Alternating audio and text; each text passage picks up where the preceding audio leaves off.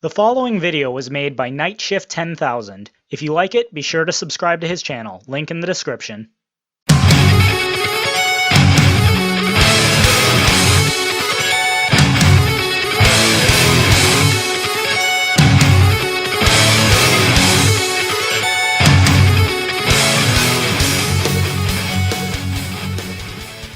So, ladies and gentlemen, it's finally come to this.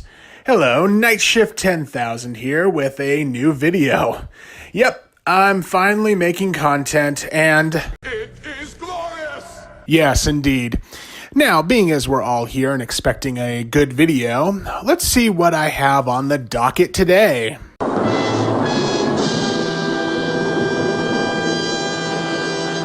Oh God, no.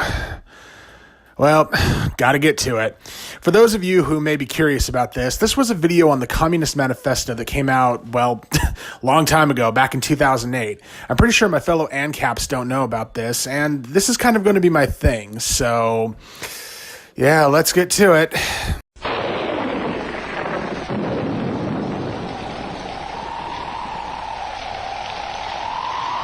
Well, we're off to a good start so far. Let's see where they're going with this.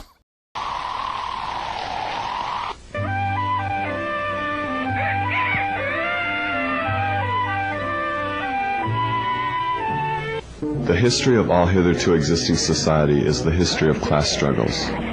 In the earlier epochs of history, we find almost everywhere a complicated arrangement of society into various orders.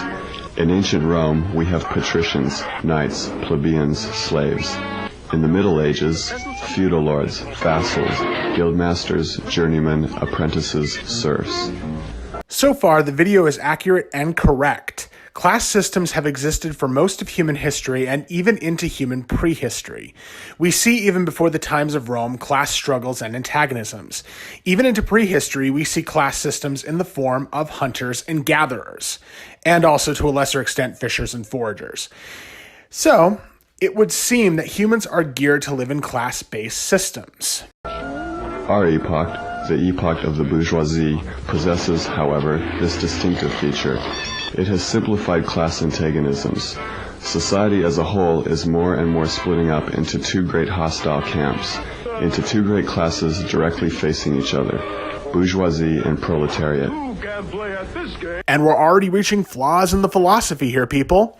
Two great classes facing each other, the very rich being the bourgeoisie and the very poor being the proletariat. You know, I could have sworn that there was a third class in there somewhere. Well, geez, who could they be? Oh, that's right, the middle class, the largest and most prevailing class in society. Yes, thank you, communism, for completely factoring us out of it. The bourgeoisie has at last, since the establishment of modern industry and of the world market, conquered for itself, in the modern representative state, exclusive political sway. The executive of the modern state is but a committee for managing the common affairs of the whole bourgeoisie. In a truly anarchist or anarcho-capitalist society, this kind of societal and political manipulation by the so-called bourgeoisie would not exist, but I guess we'll never know, will we? The bourgeoisie has stripped of its halo every occupation hitherto honored and looked up to with reverent awe. It has converted the physician, the lawyer, the priest, the poet, the scientist into its paid wage laborers. Yes, because God forbid these important members of our society, possibly the most important members of our society, be paid and compensated for their invaluable and significant contributions to humanity. Nope, can't have any of that shit going on now, can we, communism? It has left no other bond between people than naked self-interest, than callous cash payment. It has resolved personal worth into exchange value, and in place of the numberless indefeasible chartered freedoms, has set up that single unconscionable freedom, free trade. Wow, viewing freedom and liberty as a negativist. Good going, communism. In one word for exploitation, veiled by religious and political illusions, it has substituted naked, shameless, direct, brutal exploitation. By freedom is meant, under the present bourgeois conditions of production, free trade, free selling, and buying. I more or less agree with part of what is being said here. Yes, much of what is happening in our current society are religious, political, and ideological illusions aided through societal compartmentalization that has existed for more than 10,000 years of human existence. These compartmentalizing systems were the initial means of control during and after the Neolithic Revolution, when state-level societies were forming. Capitalism needs none of these ideologies to function or prosper, however, and in a truly capitalist society, none of these means of control would be available to those who would seek power through corporatization. The need of a constantly expanding market for its products chases the bourgeoisie over the whole surface of the globe. It must nestle everywhere, settle everywhere, establish connections everywhere. No, capitalism actually doesn't have to do this. However, wherever it's tried, conditions improve and people enjoy the changes, so it seems like a good idea for economies to convert to capitalism. Yeah, try doing some research, guys. All old established national industries have been destroyed or are daily being destroyed. They are dislodged by new industries whose— Oh shit, they just made capitalism sound awesome. Quickly, come up with a straw man to make it sound crappy again. Go ahead. introduction becomes a life and death question for all civilized nations. By industries that no longer work up indigenous raw material, but raw material drawn from the remotest zones. Industries whose products are consumed not only at home, but in every corner of the globe. Someone needs to tell the communists that self-reliance is a thing. Look, if something is cheaper and better produced in a foreign industry, what is the problem? This is a good thing. In place of the old wants satisfied by the production of the country, we find new wants requiring for their satisfaction the products of distant lands and climes. It compels all nations on pain of extinction to adopt the bourgeois mode of production. It compels them to introduce what it calls civilization into their midst, i.e., to become bourgeois themselves. In a word, it creates a world after its own image. And communism doesn't. It has agglomerated population, centralized the means of production, and has concentrated property in a few hands. Subjection of nature's forces to man, machinery, application of chemistry to industry and agriculture, steam navigation, railways, electric telegraphs, clearing of whole continents for cultivation, canalization of rivers.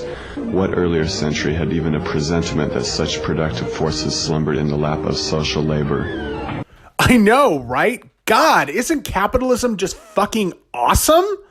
Oh, you're trying to paint it in a bad light with straw man arguments. Oh, wow. Okay, fine, whatever. Modern bourgeois society, with its relations of production, of exchange, and of property, a society that has conjured up such gigantic means of production and of exchange, is like the sorcerer who is no longer able to control the powers of the netherworld whom he has called up by his spells. You are literally speaking out against overproduction and human prosperity. I'm sorry, really? In these crises, there breaks out an epidemic that in all earlier epochs would have seemed an absurdity, the epidemic of overproduction. And how does the bourgeois get over these crises? On the one hand, by enforced destruction of a mass of productive forces. On the other, by the conquest of new markets and by the more thorough exploitation of the old ones. Oh my God. You've got to be shitting me right now. You are speaking out against human development and human prosperity, both industrially and technologically. Yes, development means inventing new technological wonders and expansions, and capitalism has been shown to create this progression the most efficiently. And you're speaking out against this development. Geez, communism, you're really making yourself look attractive there. The various interests and conditions of life within the ranks of the proletariat are more and more equalized in proportion as machinery obliterates all distinctions of labor and nearly everywhere reduces wages to the same low level.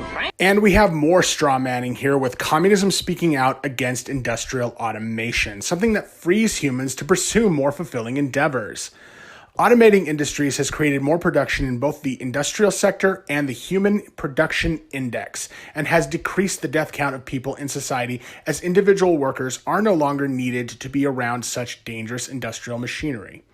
But yeah, you're right, communism. Just keep these people in dangerous industrial settings to keep an inefficient system alive. Thumbs up, commies!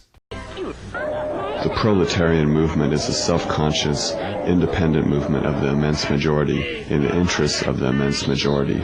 The proletariat, the lowest stratum of our present society.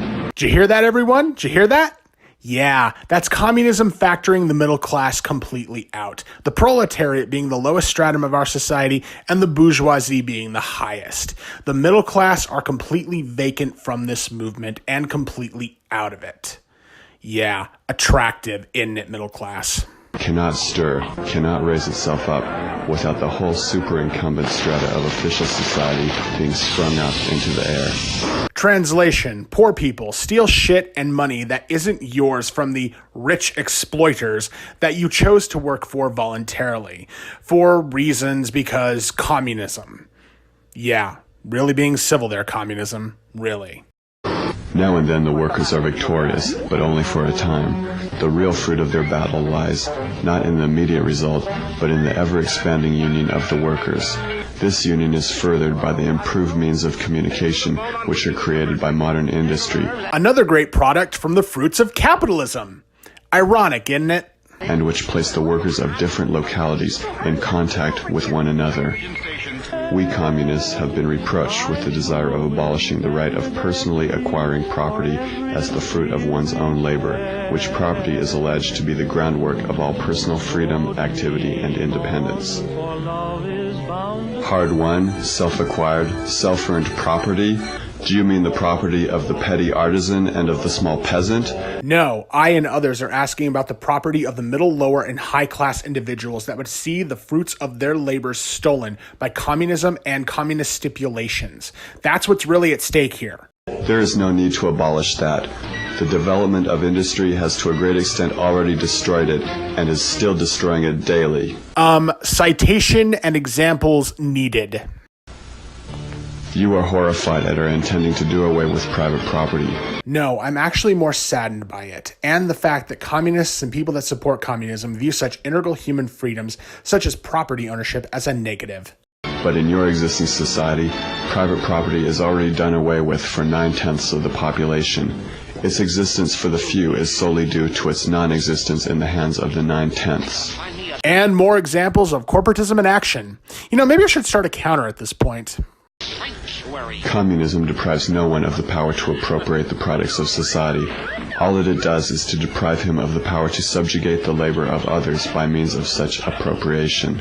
Basic translation: no one can climb or rise above in society, and society is kept stagnant, and we can all be poor and miserable together. Yay, communism! The bourgeois claptrap about the family and education, about the haloed correlation of parent and child, becomes all the more disgusting the more, by the action of modern industry, all family ties among the proletarians are torn asunder, and their children are transformed into simple articles of commerce and instruments of labor. So, education is now negative in a communist society because it allows children from poor families to rise above their circumstances? Wait, no. Seriously, communism? The bourgeoisie has torn away from the family its sentimental veil and has reduced the family relation to a mere money relation. Nothing is more ridiculous than the virtuous indignation of our bourgeois at the community of women which, they pretend, is to be openly and officially established by the communists. The communists have no need to introduce community of women. It has existed from time immemorial. The workers have no country. Again, a point I partially agree with as an anarchist and anarcho-capitalist. This should be the case everywhere, but not just with workers.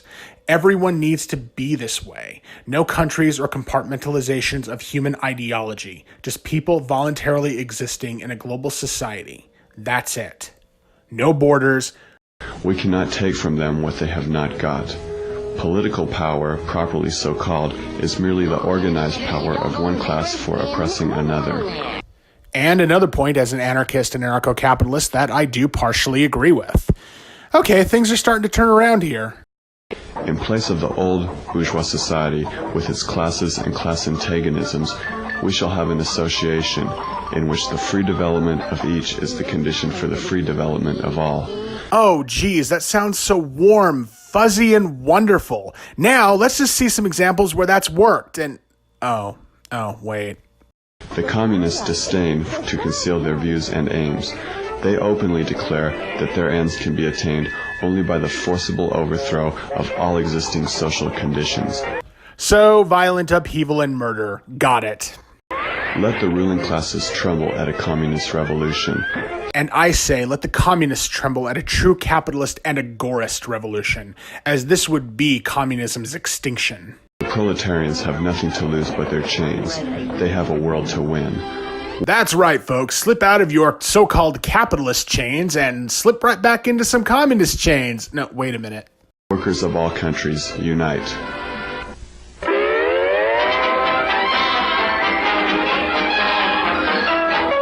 Wow, that was really hard to get through. And again, it really saddens me to think that people actually believe that this kind of society is a good setting for humanity.